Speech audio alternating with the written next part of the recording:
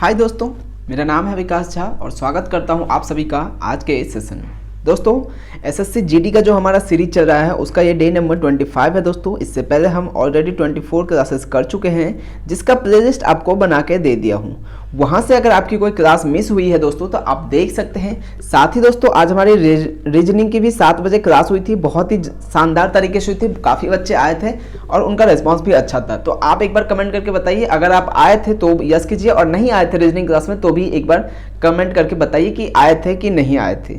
साथ ही दोस्तों, रीजनिंग की हमारी डेली शाम को 7 बजे क्लासेस होती है एसएससी जीडी में, जिसमें टारगेट 40 आउट ऑफ 40 मार्क्स करते हैं। और रात को 9 बजे हमारी जीडी के जीके की क्लास होती है, जिसमें टारगेट 40 आउट ऑफ 40 मार्क्स करते हैं। रीजनिंग की क्लासेस 7 बजे होती है और किसकी जीके की क्लासेस रात के 9 बजे होती है। तो दोनों टाइम दोस्तों आप सभी अपना नोटिफिकेशन या अलार्म सेट करके रखो। ये हमारी क्लासेस डेली होती है, चाहे संडे हो या मंडे हो, कोई ऑफ नहीं होता है, डेली होती है। तो इस वजह से आप ये मत सोचा करो कि क्लासेस नहीं होगी या कुछ भी। आप डेली शाम को 7 बजे का अलार्म लगा लो या फिर 9 बजे का लगा लो और आप यूट्यूब पे आ जाया करो 7 बजे और 9 बजे। हो सकता है कई बार क्या है ना, यूट्यूब नोटिफिकेशन नहीं भेजता है, लेकिन आप अब फिर भी सब्सक्राइब के बगल में आपको एक नोटिफिकेशन बेल का आइकन दिख रहा होगा, उसको भी प्रेस कर दीजिए। अगर क्लासेस वगैरह होगी तो आधे घंटे पहले आपके पास रिमाइंडर आ जाएगा एक नोटिफिकेशन का। और आप 7 बजे और 9 बजे के लिए अपने फ़ोन में अलार्म सेट कर दीजिए, ताकि आपको हमेशा याद रहे कि 7 बजे और 9 बजे हमारी डेली यूट्यूब पर क्लास होती है, कैरियर जोन यूट्यूब पर में। तो चलते हैं दोस्तों, आज के सेशन को स्टार्ट करते हैं। उम्मीद करता हूँ आपको आज की जितने भी दोस्तों ने रीजनिंग की क्लास में आए होंगे उनको बहुत ही कुछ सीखने को मिला होगा। बहुत ही बेहतरीन तरीके से मैंने उसमें सिलोजिज्म वगैरह सिखाया है कि अगर आपने एक बार सिलोजिज्म वगैरह या इनइक्वालिटी मैंने जो पढ़ाया आज की क्लास में उसको देखा और आगे भी उस चीज़ को हम फॉलो करेंगे, तो आपका रीजनिंग में नेगेटिव होने का या आपसे कोई छूटने का सवाल ही पैदा नहीं होगा। बस आपसे गुजारिश होगी, आपको करना क्या होगा दोस्तों, आपको क्लास में आना होगा और जो मैं दूंगा वो प्रैक्टिस करना होगा। बस इतनी सी चीज़ें। तो आप सभी से रिक्वेस्ट है 7 बजे और 9 बजे डेली क्लास में आया कीजिए। आपको ऑटोमेटिकली आपके दिमाग में चलना चाहिए कि हमारी क्लास है, हमें जाना है। बस ये नहीं कि वेट नहीं करना है नोटिफिकेशन आएगा या नहीं आएगा। डेली फिक्स है 7 बजे और 9 बजे क्लास होती है, तो आप हमेशा रेडी रहो 7 बजे और 9 बजे के लिए। चलते हैं आज के क्वेश्चन को देखते हैं दोस्तों। उस सबसे पहले एज यूजुअल आप सभी को पता है डेली एक क्वेश्चन फॉर यू करके आपके लिए देता हूं, जिसका कमेंट आप सभी लोग कमेंट बॉक्स में करते हैं। वीडियो एंड होने के बाद करना सभी के सभी, बिकॉज अभी कमेंट करोगे वो सारा रिमूव हो जाता है, मैं देख नहीं पाता हूं। तो आप अभी वीडियो एंड होने के बाद कमेंट कर देना, ताकि मैं आप सभी का कमेंट देख सकूं और मैं जिसका भी राइट आंसर होगा उसको हार्ट दे दिया करूंगा, ताकि आप समझ जाना आपका आंसर राइट है या रॉन्ग है। तो और आपका ये भी बता दूं कि कमेंट जो करना तो पूरा लिखना। 180 अगर आपका आंसर है तो 180 लिखना, अगर आपका आंसर 270 है तो 270 लिखना, अगर आपका आंसर 300 है तो 300 टाइप करना, कमेंट करना, और अगर आपका आंसर 360 है दोस्तों तो 360 टाइप करना, ताकि हमें पता चले मुझे कि आप क्वेश्चन फॉर यू का ही कमेंट करो। अदरवाइज ABCD करोगे तो मुझे ये कंफर्म नहीं हो पाता कि आप क्वेश्चन फॉर यू का आंसर कर रहे हो या किसी और क्वेश्चन का कर रहे हो। ऑब्वियसली ये आप खुद सोचो, नहीं कर पाऊंगा ना मैं डिफाइन कि किस चीज का आप आंसर करो। तो इसलिए आप सभी से रिक्वेस्ट है आप पूरा का पूरा लिखिए आपका जो भी आंसर है उसका। तो चलते हैं, उम्मीद करूंगा आप सभी इसका आंसर कीजिएगा कमेंट बॉक्स में। क्वेश्चन फॉर यू जो दिया गया है आपके पास, पृथ्वी पर कुल कितनी देशांतर रेखाएं खींची जाती है, इसका आंसर कमेंट कीजिएगा। चलते हैं आज के प्रश्न को देखते हैं। पहला प्रश्न है दोस्तों, आकस्मिक निधि का वर्णन किस अनुच्छेद में किया गया है?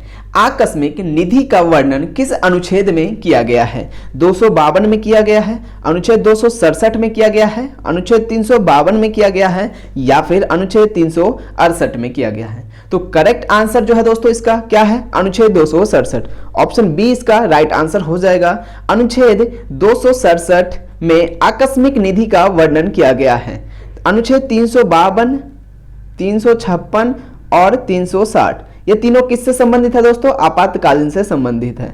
आपातकालीन से संबंधित है अनुच्छेद 352, 356 और 360। याद रखना दोस्तों, कई बार इन तीनों में से कोई ना कोई एक पूछा जाता है, बहुत ही इंपॉर्टेंट है। अगर एक और इंपॉर्टेंट है दोस्तों अनुच्छेद 280। अनुच्छेद 280 ये भी कई बार, एक बार नहीं ओवर द ईयर कई बार यहां से क्वेश्चन पूछा गया है। अनुच्छेद 280 का संबंध किससे है? तो याद रखना वित्त आयोग से संबंधित है किसका? अनुच्छेद 280 का। अनुच्छेद 52 के अनुसार दोस्तों भारत का एक राष्ट्रपति होता है। यह वर्णन किया गया है अनुच्छेद 52 के अनुसार भारत का एक राष्ट्रपति होगा। मैंने कई बार क्लास में आपको बता चुका हूं, याद रखना। और अनुच्छेद 53 के अनुसार क्या होता है? भारत के जो समस्त कार्यपालिका की शक्तियां होती है वो किस में निहित होती है? राष्ट्रपति में होती है। वो किस अनुच्छेद के तहत होती है? अनुच्छेद 53 के अनुसार। 52 के अनुसार भारत का एक राष्ट्रपति होगा और अनुच्छेद 53 के अनुसार क्या होता है? भारत संघ की समस्त कार्यपालिका की शक्तियां राष्ट्रपति में निहित होती है। अगर दोस्तों राष्ट्रपति को हटाना होता है पद से तो क्या लगाते हैं हम? महाभियोग लगाते हैं। याद रखना, महाभियोग लगाते हैं। महाभियोग का वर्णन किस अनुच्छेद में किया गया है? अनुच्छेद 61 में किया गया है। महाभियोग का वर्णन किस अनुच्छेद में किया गया है? अनुच्छेद 61 में किया गया है। तो क्या बताओ आप ये चीजें, क्या आपको इतनी चीजें याद रखोगे? क्या आप इतनी सारी चीजें याद रख लोगे ना? इंपॉर्टेंट है, मैंने बता दिया है, इसको आप गलती मत करना। राष्ट्रपति से कई बार एग्जाम में क्वेश्चन पूछे गए हैं, ओवर द ईयर काफी बार यहां से एग्जाम में पूछा गया है। अगर राष्ट्रपति के निर्वाचन की बात करें तो दोस्तों अनुच्छेद 53 में राष्ट्रपति के निर्वाचन की बात किया जाता है। अगर बात करें राष्ट्रपति के चुनाव की विधि, चुनाव का एक प्रोसेस होता है, कोई भी चीजें जो होती है उसका एक प्रोसेस होता है, तरीका होता है। तो उसी तरीका जो चुनाव का जो तरीका है या प्रोसेस है या कह दे विधि है, वो किस अनुच्छेद के तहत होगा? अनुच्छेद 55। अनुच्छेद 55 के तहत होता है चुनाव की विधि। और 56 में उनका कार्यकाल को दिया गया है। राष्ट्रपति का जो कार्यकाल होता है कितने वर्ष का होता है? 5 ईयर्स का होता है। तो 5 ईयर्स का जो कार्यकाल होता है वो किस अनुच्छेद में दिया गया है? अनुच्छेद 56 में दिया गया है। और उनकी योग्यता भी तो होगी ना दोस्तों। एक बात बताओ, कोई चीज आप अगर गवर्नमेंट जॉब की तैयारी कर रहे हो तो उसके लिए कुछ क्वालिफिकेशन है, एलिजिबिलिटी क्राइटेरिया है, या क्या है तो योग्यता है। तो राष्ट्रपति के लिए भी तो योग्यता होगा कि नहीं होगा? आप ही बताओ। आप समझदार हो दोस्तों, आप सभी के सभी समझदार हो, आप खुद बताओ, योग्यता के लिए भी होगा ना उनका भी। तो उस योग्यता का वर्णन किस अनुच्छेद में किया गया है? अनुच्छेद 58। अनुच्छेद 58 में उनके योग्यता का वर्णन किया गया है। तो अब एक चीज और बताओ, वो शपथ भी तो देंगे। अगर उनका चुनाव हो गया, सब कुछ हो गया, तो वो इलेक्ट भी हो गया, तो उसके बाद शपथ भी देंगे। शपथ किस के थ्रू देते हैं? अनुच्छेद 60 के देते हैं। अनुच्छेद 60 के तहत वो राष्ट्रपति शपथ देते हैं। एक बार दोबारा से मैं रिवाइंड करा देता हूँ पूरा का पूरा। देखो, 52 में क्या था? भारत का एक राष्ट्रपति होगा। 53 में क्या था दोस्तों? अनुच्छेद 53 में भारत संघ की समस्त कार्यपालिका शक्तियां किसमें निहित होगी? प्रेसिडेंट में होगी। यही था कि नहीं था? चुनाव की विधि किसमें था दोस्तों? 55 में था। 56 में क्या था फिर? कार्यकाल किसमें था? अनुच्छेद 56 में। योग्यता किसमें था? अनुच्छेद 58 में था। और शपथ जो बदले थे किसमें था? अनुच्छेद 60 में। अब जब शपथ ले लिए तो हो सकता है ऐसा सिचुएशन बन जाए कि राष्ट्रपति को पद से हटाना पड़ जाए। हो सकता है कुछ ऐसा हो जाए कि राष्ट्रपति को पद से हटाना पड़े। तो उसके लिए किस अनुच्छेद का वर्णन किया गया है? किस चीज के तहत या क्या नाम दिया गया है? उनको जो हटाया जाएगा उस प्रोसेस को, वो पूरा तरीका को क्या नाम दिया गया है जिससे उनको हटाया जाएगा राष्ट्रपति को? तो उसका नाम है दोस्तों, क्या नाम है? महाभियोग। राष्ट्रपति को महाभियोग के द्वारा हटाया जाता है। और वो जो है दोस्तों 56 में दिया गया है क्या? महाभियोग। राष्ट्रपति को महाभियोग द्वारा पद से हटाने का प्रावधान अनुच्छेद 56 में है। राष्ट्रपति को महाभियोग द्वारा पद से हटाने का प्रावधान अनुच्छेद 56 में है। लेकिन महाभियोग की जो प्रक्रिया है, प्रोसेस है, उसका अनुच्छेद किस में किया गया है? 61 में किया गया है। वेरी वेरी इंपॉर्टेंट है दोस्तों, ये दोनों चीज याद रखना, 56 और 61। महाभियोग जो द्वारा पद से जो हटाएंगे वो अनुच्छेद 56 में है, लेकिन महाभियोग की जो प्रक्रिया है, प्रोसेस है, वो अनुच्छेद 61 में है। उम्मीद करता हूं आपको मैंने सारी चीज बता दी। अब इससे ज्यादा राष्ट्रपति से नहीं पूछेगा, इतना कंप्लीट है राष्ट्रपति के लिए। ज्यादातर इंपॉर्टेंट यही चीज पॉइंट सब पूछा जाते हैं, मैंने आपको सारा बता दिया है। तो अब हम चलते हैं अगले प्रश्न पर। अगला प्रश्न क्या है? देखो, लाहौर के किले का निर्माण किसके द्वारा किया गया? लाहौर के किले का निर्माण किसके द्वारा किया गया था? अकबर ने करवाया था क्या? जहांगीर के द्वारा करवाया गया, शाहजहां के द्वारा करवाया गया, या फिर औरंगजेब के द्वारा करवाया गया? तो लाहौर के किले का निर्माण दोस्तों किसके द्वारा कराया गया था? अकबर के द्वारा। ऑप्शन ए इसका करेक्ट आंसर हो जाएगा। अकबर ने दोस्तों लाहौर के किले का निर्माण कराया था। ऑप्शन ए इसका राइट आंसर हो जाएगा। तीसरा प्रश्न है दोस्तों, राष्ट्रपति का विधिवत चुनाव प्रथम बार कब हुआ? राष्ट्रपति का विधिवत चुनाव प्रथम बार कब हुआ? यानी कि पूरे तरीके से, पूरे प्रोसेस के साथ जो उसको डिफाइन किया गया है अपने संविधान में, उसके तहत, उसके दायरे में रह करके पहली बार राष्ट्रपति का चुनाव कब कराया गया था? जून 1951 में कराया गया था, मई 1952 में किया गया था, जुलाई 1953 में किया गया था, या फिर अगस्त 1954 में किया गया था? तो करेक्ट आंसर क्या हो जाएगा इसका? मई 1952 इसका राइट आंसर है। मई 1952 इसका करेक्ट आंसर होगा। राष्ट्रपति का विधिवत चुनाव प्रथम बार कब किया गया था? मई 1952 इसका सही आंसर हो जाएगा। चौथा प्रश्न है, भारत कितने पिन जोन में विभाजित है? भारत कितने पिन जोन में विभाजित है? 6 जोन में है, 7 जोन में विभाजित है, 8 जोन में विभाजित है, या फिर 9 जोन में विभाजित है? तो भारत दोस्तों कुल कितने पिन जोन में है? 8 इसका करेक्ट आंसर है। भारत कुल 8 पिन जोन में विभाजित है। ऑप्शन सी इसका करेक्ट आंसर हो जाएगा। उम्मीद करता हूं दोस्तों आप सभी को समझ आ रहा होगा, चीजें आप सभी को सीखने को मिल रहा होगा। पांचवा प्रश्न है, इंसुलिन में किस तत्व का अंश होता है? इंसुलिन में किस तत्व का अंश होता है?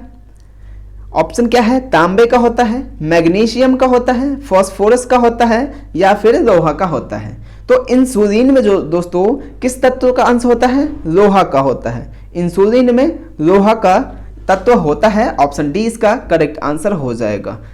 छठा प्रश्न क्या है? छठा प्रश्न है, ऊंचाई बढ़ने से वायुमंडलीय दाब पर क्या प्रभाव पड़ता है?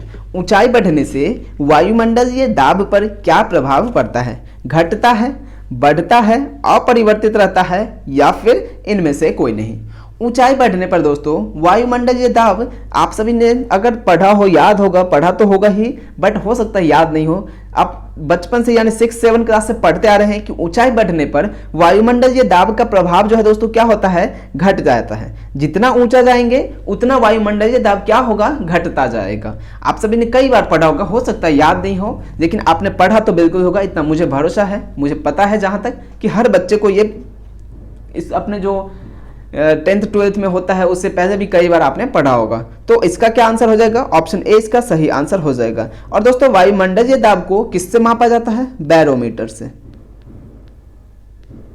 वायुमंडलीय दाब को बैरोमीटर से मापा जाता है। आर्द्रता को किससे मापा जाता है? हाइग्रोमीटर से। तो याद रखना, कुछ कुछ चीजें इंपॉर्टेंट होती है, जो भी होगी मैं बताता चलूंगा।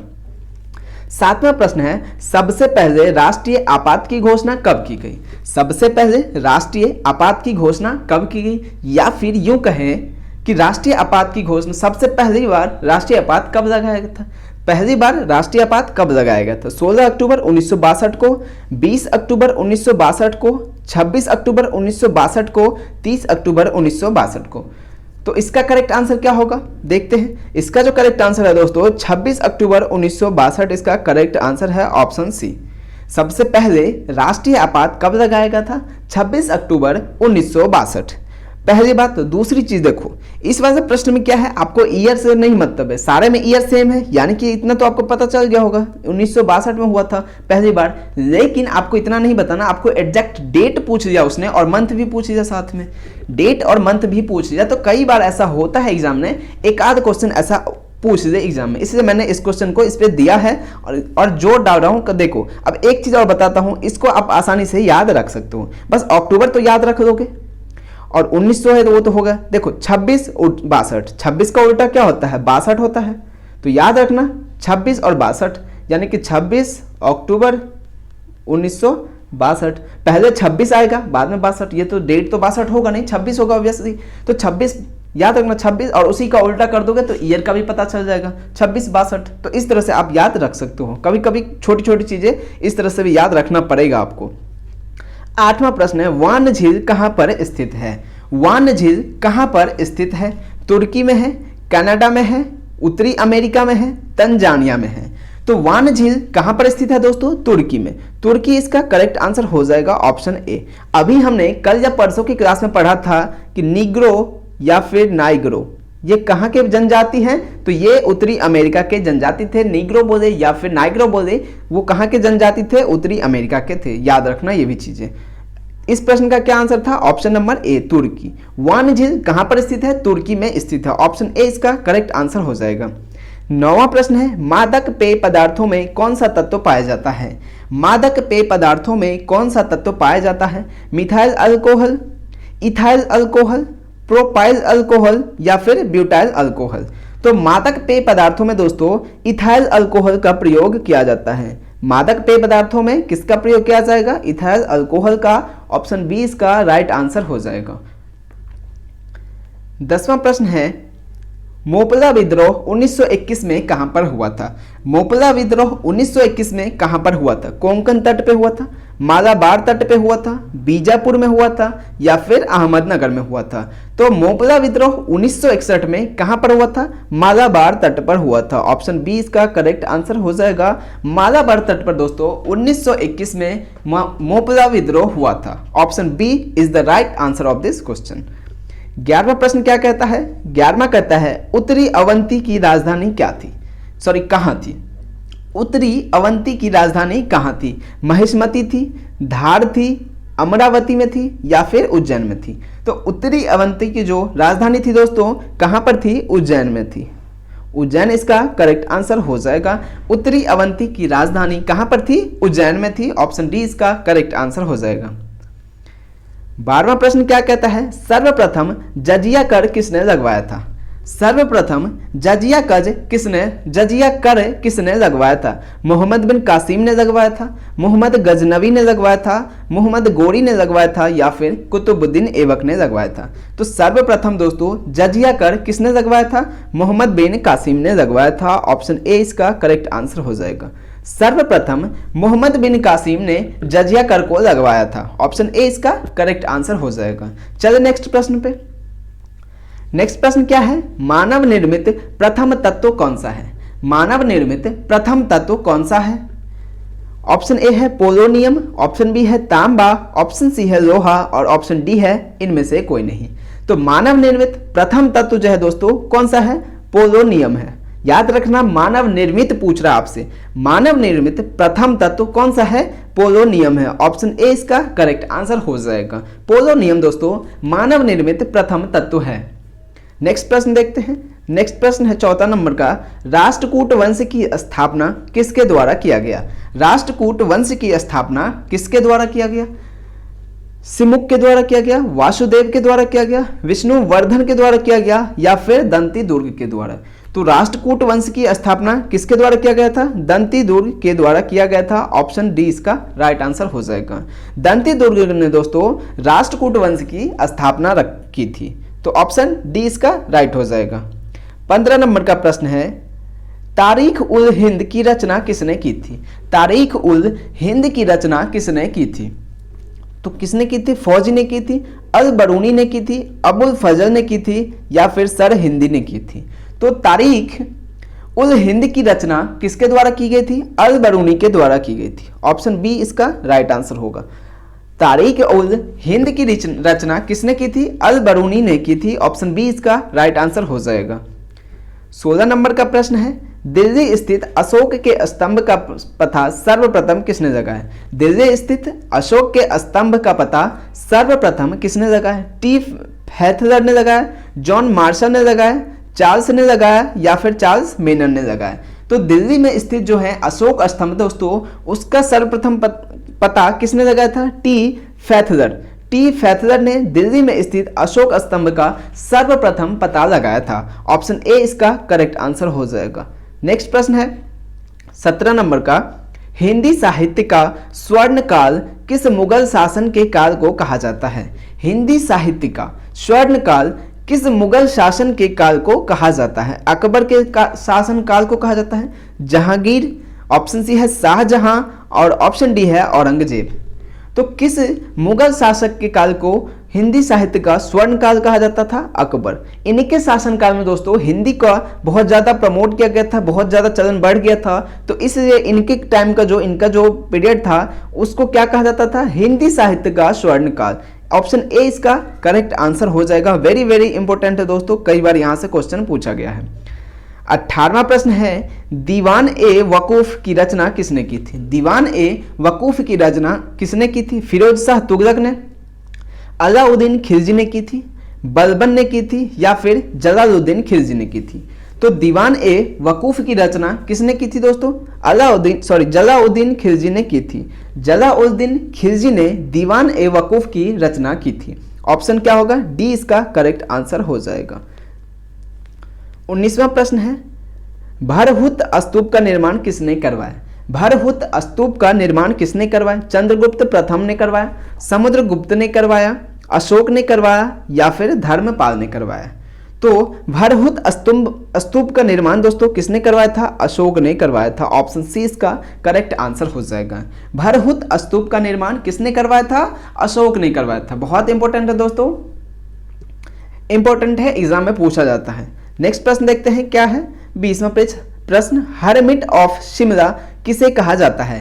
हर्मिट ऑफ शिमला किसे कहा जाता है? लॉर्ड इरविन को कहा जाता है, ए.ओ. ह्यूम को कहा जाता है, लॉर्ड डलहौजी को कहा जाता है या फिर लॉर्ड रिपन को कहा जाता है?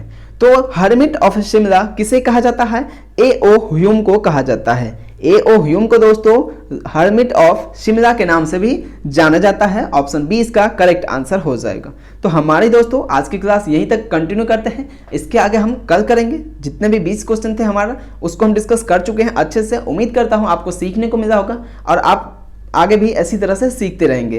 तो दोस्तों अगर आप सभी से रिक्वेस्ट है, अगर वीडियो अच्छी लगी हो तो एक बार लाइक कर देना। इतने सारे लोग देख रहे हैं, लाइक बहुत कम है, लाइक कर दीजिए। अच्छा लगा तो अपने दोस्तों से शेयर भी कर देना और अगर अब तक सब्सक्राइब नहीं किया हो तो सब्सक्राइब कर दो, साथ ही बेल आइकन भी प्रेस कर देना ताकि डेली वीडियो की नोटिफिकेशन आपको मिलती रहे। मिलेंगे दोस्तों कल के वीडियो में, तब तक के लिए बाय बाय, टेक केयर।